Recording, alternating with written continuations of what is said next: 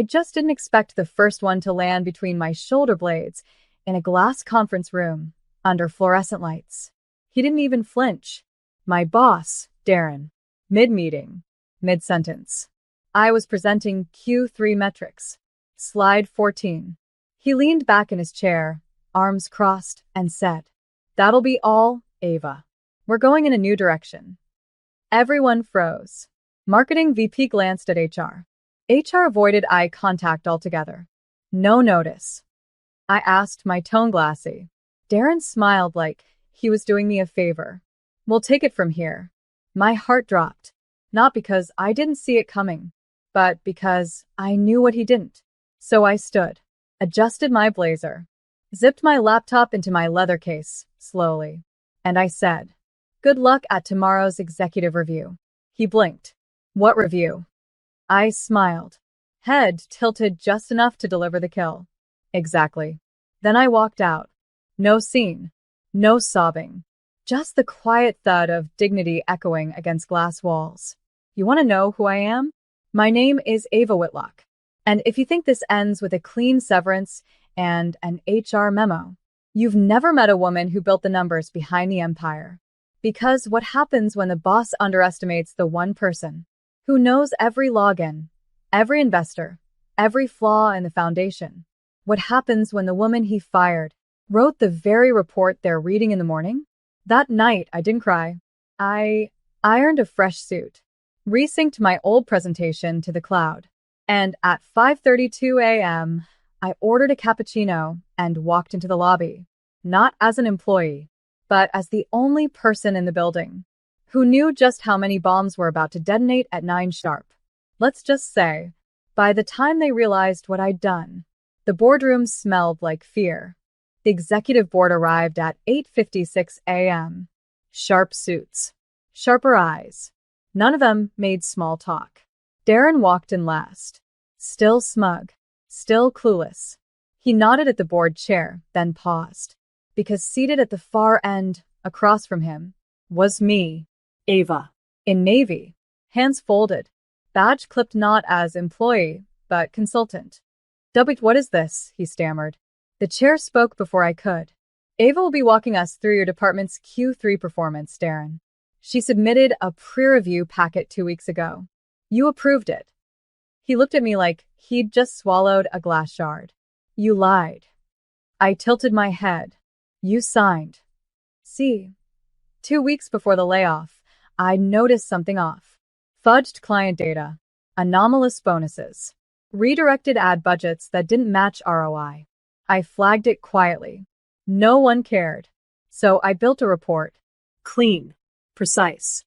Attached a risk projection matrix and sent it directly to the chair. Didn't need a signature. Just evidence. But I also added something else. A full audit proposal. With one condition I presented. The chair agreed. And now here we were. Darren tried to interrupt. "None of this is necessary. It's a waste of." "Sit down," the CFO cut in. Cold. Controlled. I clicked the remote. Slide 1. Unaccounted expenses. $280,000. Q3 anomalies. I didn't blink. Slide 2. Slide 3. I walked them through everything. Vendor conflicts. Duplicate invoice trails. Bonuses tied to ghost campaigns Darren signed off on. Each line a thread. Each thread pulling at a very expensive suit. By the time I hit slide 17, the room was dead silent. And Darren? Sweating through his collar. The chair leaned back. "This isn't a performance review. This is a containment breach." I closed the laptop. And for the first time in months, I breathed. See, this wasn't revenge. This was correction. Because when men like Darren think women like me are disposable, they forget who holds the receipts. The meeting ended with 2 words. Internal investigation. Darren stood frozen, his mouth trying to catch up to his brain. I didn't gloat, didn't smirk, just gathered my things while the CFO said, "We'll need your access revoked by noon, Darren. HR will escort you." Poetic, wasn't it? The same man who fired me mid-slide now couldn't even open his own email. He tried a last-ditch effort. "This is personal." She manipulated the numbers. I turned. Calm. If I manipulated anything, the board wouldn't have asked me to stay on for the full audit. That shut him up. Because yes, they asked me to stay. Not as a full-time hire. Not as an employee. But as a paid consultant reporting directly to corporate. $6,000 a week. No team. No boss. No Darren. By noon, he was gone. Walked out with a cardboard box and a face like a kicked dog. I watched from the mezzanine. Not for revenge. For memory. So the next time someone like him tries to play God with a woman's career, I'll remember the sound of his dress shoes echoing on polished tile. That night, I got a message. From Marcy, our former intern. Saw what you did. Just wanted to say thank you. He made my life hell last summer. Then another. From a woman in PR. Finally. He called me sweetheart in a pitch meeting once and told me to wear skirts more often. The stories kept coming. A slow leak of quiet trauma. All connected by one thread. Darren. He wasn't just bad at his job. He was bad, period. And for years, he got away with it. Because women like us thought staying silent was professional. But now? He was gone. And the silence was broken. That weekend, I sat at my desk. Opened a new document. Typed the first sentence. This is not a story about revenge. This is a story about removal. By Monday morning, my inbox was full. Requests from departments I'd never worked with. A marketing lead wanted help auditing a failed campaign. Legal asked if I had flagged anything involving vendor contracts. Even the chair looped me into a call with International.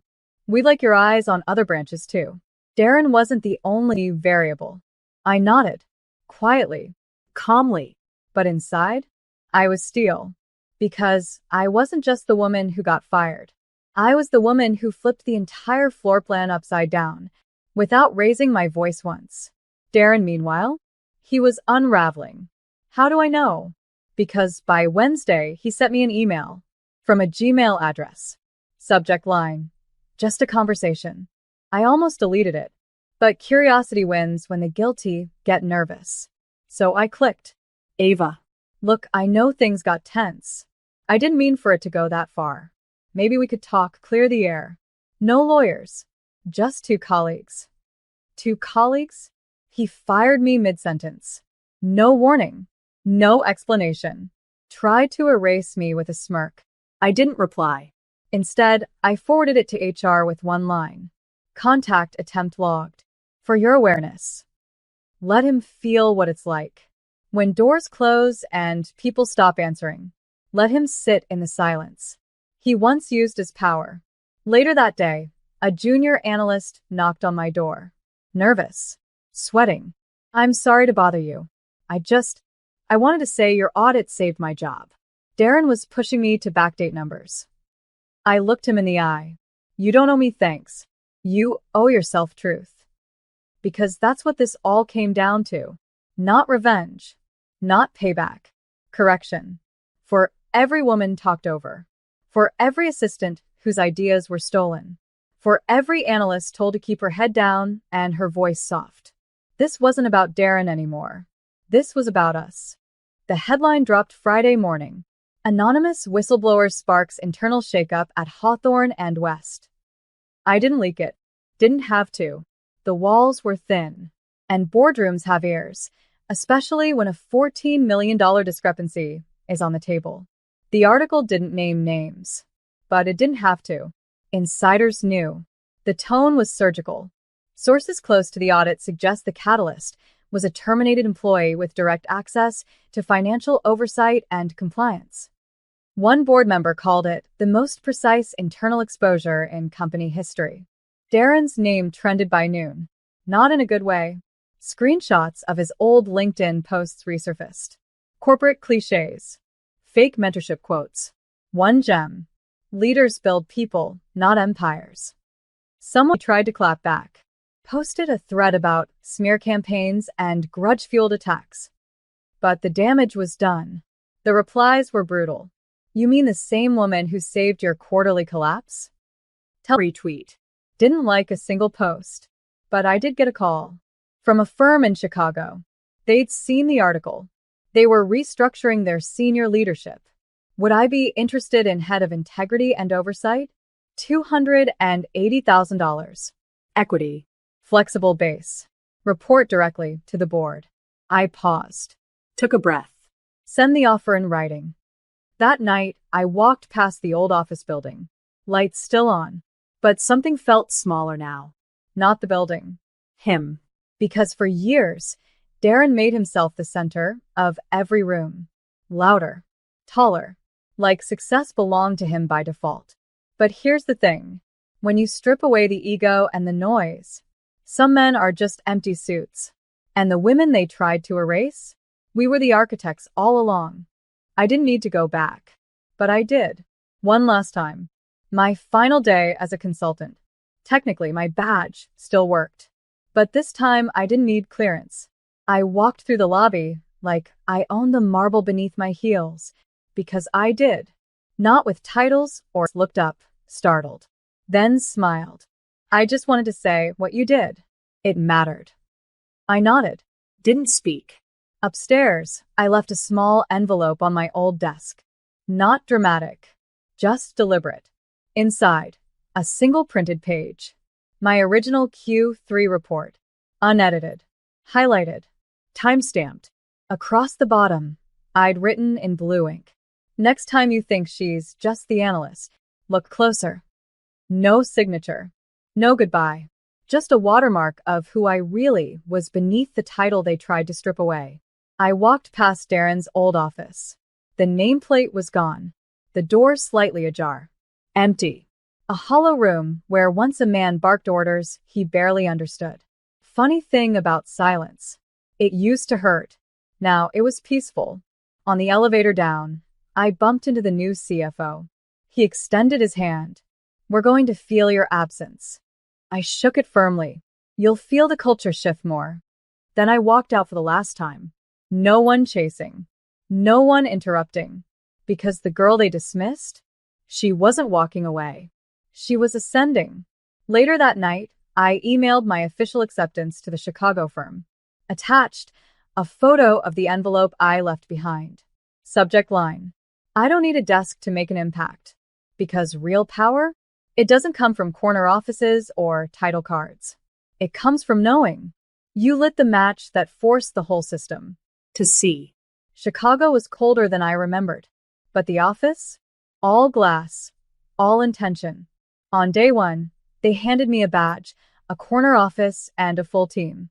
But what I noticed first was the silence. Not the kind that follows fear. The kind that comes from respect. People listened here. Not because they were told to, but because they'd seen what happens when the wrong voice gets ignored. And Darren? He was making noise, just not where he wanted. A podcast interview surfaced. Low budget. Bitter tone. He blamed corporate sabotage and internal betrayal. He even tried to spin it. I built that team. I made her career. She turned on me. It's pulled out. By the end of the week, the video was flagged for misinformation. But then came the real blow. An email from our Chicago PR team. Subject. Turns out a feature piece was coming. Not on Darren. On me. Headline in the draft read. From analyst to architect. The woman who redefined corporate integrity. They'd traced the timeline. Connected the dots. Even interviewed junior staff who'd quietly kept notes on Darren's behavior for months. It wasn't revenge. It was documentation. And now it was going national. The day it published, I got a message. Blocked number. Voicemail only. Ava. I know you think you won. But this industry is small. You'll see. Click. I didn't save it. Didn't report it. Didn't need to. Because while Darren was shouting into the void, I was building something. That week, I launched a new initiative. The Whitlock Mentorship Fund. $50,000 seed. Grants for women in business school who had been silenced, pushed out, or told to smile more. We received 312 applications in 4 days. See, men like Darren try to play legacy through noise. Women like me? We build echoes that last longer. 1 year later, I was back in New York. Not for business. For something quieter. A panel at a university. Topic: Women and Power in Corporate Spaces. I sat between two CEOs and a nonprofit founder. The other spoke first, impressive, polished, practiced. Then it was my turn. I looked at the room. Mostly women, mostly young, eyes wide with that familiar mix of hunger and doubt. I said, my defining moment wasn't when I was promoted. It was when I was fired. In front of everyone. Without cause. Without kindness. You could hear breathing. And I smiled. Because I knew something he didn't. I wasn't done yet. After the panel, a student came up. Nervous hands. Big coat. Voice barely steady. She whispered, "Thank you for not being quiet about it." I nodded. Not a lecture. Not a speech. Just a touch on her shoulder and a silent reminder that we don't rise alone. Later that night, I received a package at my hotel. No note. Just a framed copy of the Wall Street Journal article from a year ago. At the bottom, a post-it. We're still talking about it. Keep building. M. I knew who it was from. Marcy. The former intern. Now VP at a startup. Creating policy from day one. Hiring without bias. Auditing with transparency. Not because she wanted to be me, but because someone once showed her that quiet women don't have to stay small. The next morning, I walked to Bryant Park. Sat with a coffee. Watched the city wake up. No badge. No blazer. Just Ava. A woman once fired like she didn't matter. Now etched into systems she quietly rewired. And as the sun cut through the skyline, I whispered to no one in particular. It wasn't about revenge. It was about making sure no woman has to be brave alone again. Then I took a breath.